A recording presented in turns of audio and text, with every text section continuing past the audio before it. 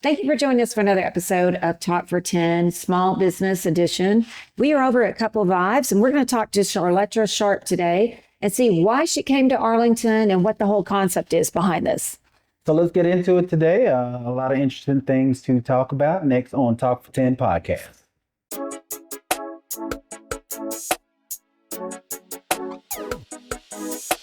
So we're out here at Couple Vibes, and we're talking to Charletra Sharp. And Charlotte, tell me why Couple Vibes? Because I know this isn't your full-time gig. You've been so active in Arlington with the Center for Transforming Lives. So why this? Yes, so my background is social work, and I'm really intentional and passionate about what I consider as macro social work. And so that's like community development, neighborhood development, really being like a gap between different groups in any city. And so how do we get a coffee shop? So in sociology, there's a term called third place. Mm-hmm. And a third place is a place behind work and church that gives a sense of belonging.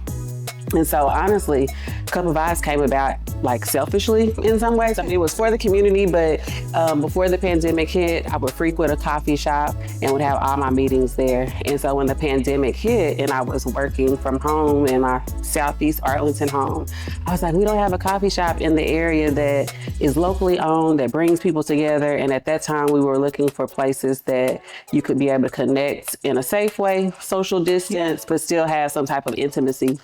And being that Southeast Arlington is the most diverse part of the city, it just kind of worked well to be able to come up with a concept that would embrace the cultures of our area, but also be a place where the cliche phrase I always use is we're a place where neighbors who were strangers connect, but beyond coffee also be an extension to our neighbor's living room. I love it. And so the name, where did you come up with that? I was in Mexico. Okay. And my husband and I were brainstorming names, and I wanted the name to reflect coffee, but not be limited to coffee. Right. And so that's why we use cup instead of being specific to coffee, because we do have chai and matcha and house refreshers. And we also wanted the name to represent the type of culture or the experience you would have. We didn't want it to feel like dry, and we wanted it to be welcoming. And so that's where Vibes is. But yeah, so we just went through various iterations of names that would give like this, vibrant type experience by looking at the name, and would reflect what we hope that we manifest to be, so that it wasn't very limiting.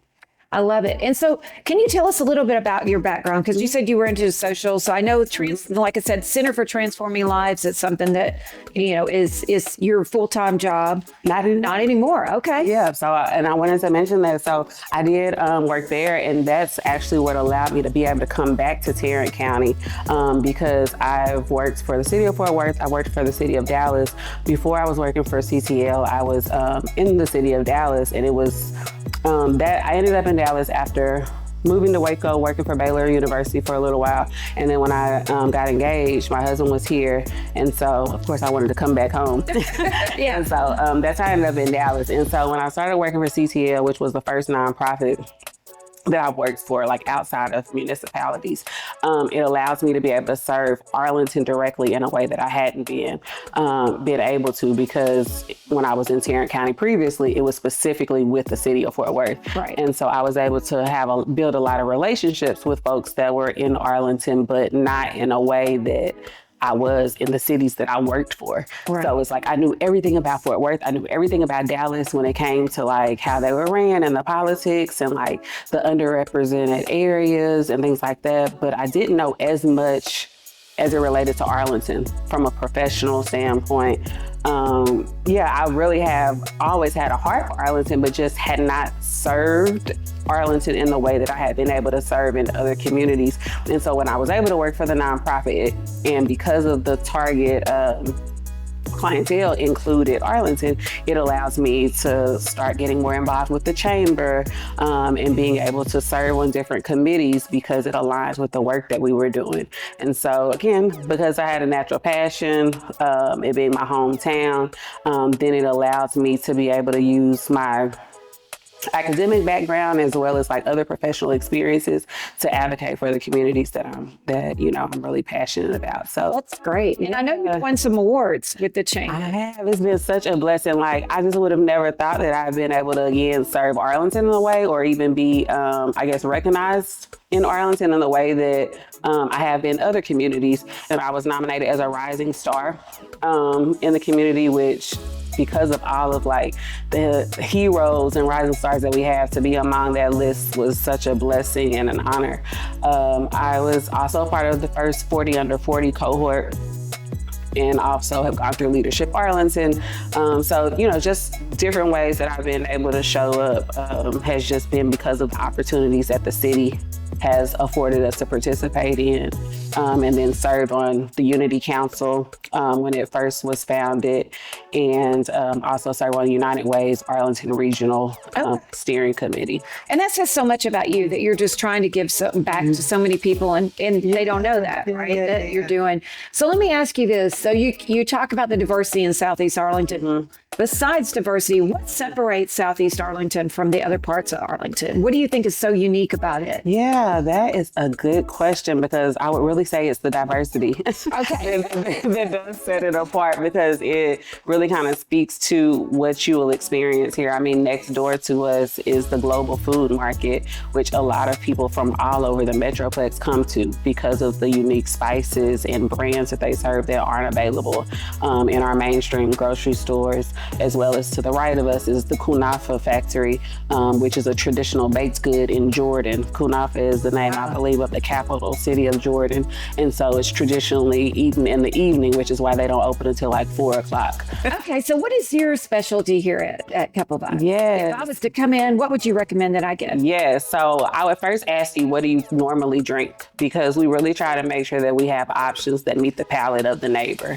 And so I'd ask you, what do you normally drink? We have drinks, our signature drinks that are, I would consider as the best sellers. So Odom 97, which is named after the first and only minority mayor of Arlington. And we were surprised that it became the best seller. Okay. It has mocha hazelnut and Irish cream in it. And of course you can choose your own preferred milk. But we were really intentional that those ingredients were familiar, so that if you were a person that wanted to get adventurous, but also, wanted to be safe, that you're like, oh, I know those flavors. Okay, it's your Folgers or your own creamer, vanilla or your hazelnut creamers and things like that. So that is among the best sellers. But then also, I would say the next two are the white berry mocha, which is white chocolate. You choose your berry, and we have put nutmeg on top, and then horchata latte. Okay. People love those.